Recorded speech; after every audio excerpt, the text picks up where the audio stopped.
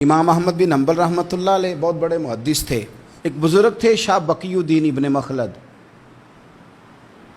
وہ کہتے ہیں مجھے پتہ چلا کہ اس دور میں نبی کریم علیہ السلام کی حدیث جو سب سے بہترین پڑھاتے ہیں وہ امام احمد بن حنبل ہیں۔ ان کو حضور کی حدیث سے جو خاص شغف ہے وہ کسی اور کو نہیں۔ کہتے ہیں میرے دل میں لو لگ گئی، حالانکہ میں امیر گھرانے سے تھا۔ میں کشتی میں بیٹھا امام احمد بن حنبل کے پاس آنے کے لیے، رستے میں طوفان آ گیا، کشتی ہچکولے کھانے لگی، کسی طریقے سے ایک جزیرے کے ساتھ جا کے کشتی لگی، ٹوٹ گئی، بکھر گئی، میں جزیرے پہ اتر گیا، اور بھی کئی لوگ تھے۔ ایک مہینہ وہاں رہنا پڑا، بارشیں ختم ہوئی، موسم ٹھیک ہوا تو ایک کشتی دکھائی دی آتی ہوئی۔ فرماتے ہیں کہ وہ اس کشتی میں بیٹھا، دوبارہ بغداد گیا، مجھے سفر طے کرتے 2.5 مہینے گزر گئے، وہ جزیرے پہ مہینہ پتے کھا کے بھی گزارا کرنا پڑا۔ نکلا تھا علم حاصل کرنے، جب بغداد شریف پہنچا لوگوں سے پوچھا امام احمد بن حنبل کا مدرسہ کہاں ہے؟ انہوں نے کہا وہ مدرسہ تو بند ہو گیا ہے، وقت کا بادشاہ مخالف ہو گیا، مسجد مدرسہ سیل کر دیا۔ امام صاحب کہاں ہیں؟ کہا گھر کے اندر قید ہیں۔ ان کے گھر کو سب جیل بنا دیا، چاروں جانب پولیس کھڑی ہے، اور ویسے بھی بغداد میں کرفیو ہے، ہر چوک چوراہے میں پولیس والے کھڑے ہیں۔ شاہ بقی الدین کہتے ہیں اتنا کچھ سننے کے باوجود بھی میرا جذبہ ٹھنڈا نہیں ہوا۔ وہ مہینے میں سفر کی صحبتیں، گو سنا تھا کہ آستانہ یار دور ہے، پر ہم نے بھی ٹھان لی تھی کہ جانا۔ گو سنا تھا کہ آستانہ یار دور ہے، پر ہم نے یہ ٹھان لی تھی کہ جانا ضرور ہے۔ کہتے ہیں پہنچ گئے، اب پتہ چلا کہ کرفیو ہے، سڑکوں پہ پولیس کھڑی ہے، گلیوں میں چوکوں چوراہوں میں پہرے ہیں، امام صاحب تک تو جا کوئی نہیں سکتا۔ کہتے ہیں میں نے ایک شخص کی منت کی، میں نے کہا کسی طریقے گاڑی بتا۔ کہنے لگا میں اشارہ بھی نہیں کر سکتا، سخت حالات ہیں۔ وہ کوئی طریقہ،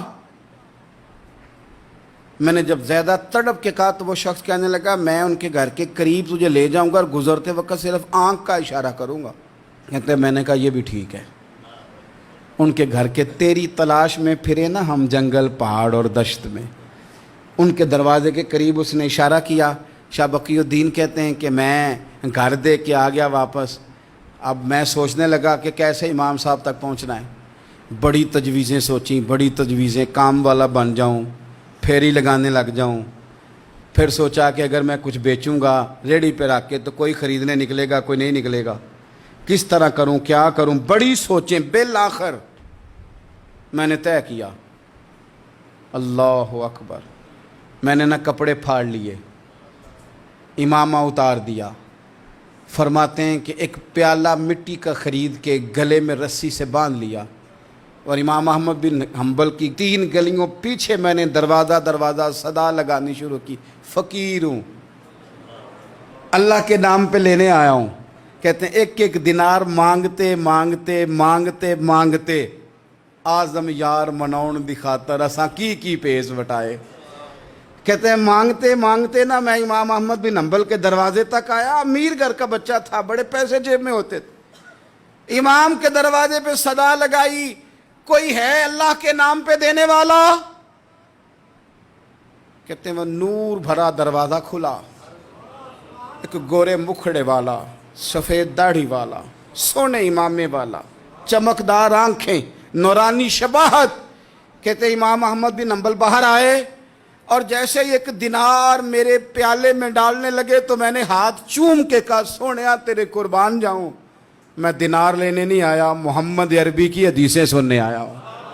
کہتے امام کی بھی آنکھیں کھل گئیں، کہنے لگے اس حال میں آزم یار مناؤن دی خاطر اساں کی پیس وٹائے۔ کہا حضور کیا کرتا، یہی ایک طریقہ رہ گیا تھا، میں تو کہاں سے چلا ہوں، کہاں پہنچا ہوں، کیا کروں؟ امام صاحب فرمانے لگے پھر میں بھی بڑے دنوں سے پریشان تھا، کوئی سیکھنے والا نہیں مل رہا تھا، تو مل گیا۔ کہنے لگا حضور میں روز آ جاؤں فقیر بن کے، آپ جتنا چاہیں 2 4 5 منٹ میں مجھے حدیثیں سنا دیں، میں اگلے دن یاد کر آیا کروں گا۔ کہتے 2 سال لگ گئے، شاگرد کہاں ملیں گے ایسے، کہاں مرید ملیں گے، گزر گیا دور۔ کہتے ہیں کہ میں نا ہر روز فقیر بن کے جاتا، 3 گلیاں پیچھے مانگنا شروع کرتا، کوئی شک نہ کرے۔ 2 سال دروازے پہ جاتا، آگے پیالہ کرتا، امام 1 دینار ڈالتے اور مصطفیٰ کی حدیثیں سناتے۔ کہتے ہیں حالات بدل گئے۔ 2 سال کے بعد حکومت بدل گئی، امام کا مدرسہ بحال ہو گیا، رش ہو گیا. بادشاہ بڑا عقیدت مند تھا، جو نیا آیا اس نے بڑا کر کے ادارہ بنا کے دیا. جس دن میں گیا تو رش لگا ہوا تھا. کہتے ہیں حالات بدلے تو ہم نے بھی کپڑے بدلے، ہم نے بھی کپڑے بدلے، ہم نے بھی دوبارہ سے دستار باندھی. اور کہتے ہیں بڑے لوگ بیٹھے ہوئے تھے، میں جب داخل ہوا نا تو امام اٹھ کے کھڑے ہوئے. آپ فرمانے لگے پتر ادھر آ، تو آگے آ کے بیٹھ. لوگ دین سیکھنے آتے ہیں، تو فقیر بن کے مانگنے آیا تھا. اور میں بھی باقیوں کو پڑھایا کرتا تھا، تجھے میں دیا کرتا تھا. اور اب باقی پڑھا کریں گے، تجھے دیا جائے گا.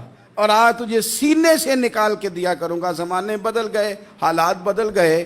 وہ شخص چلا گیا، کون حکمران تھا کون نہیں تھا، لیکن استاد شاگرد کے ادب کی داستان قیامت تک باقی رہے گی.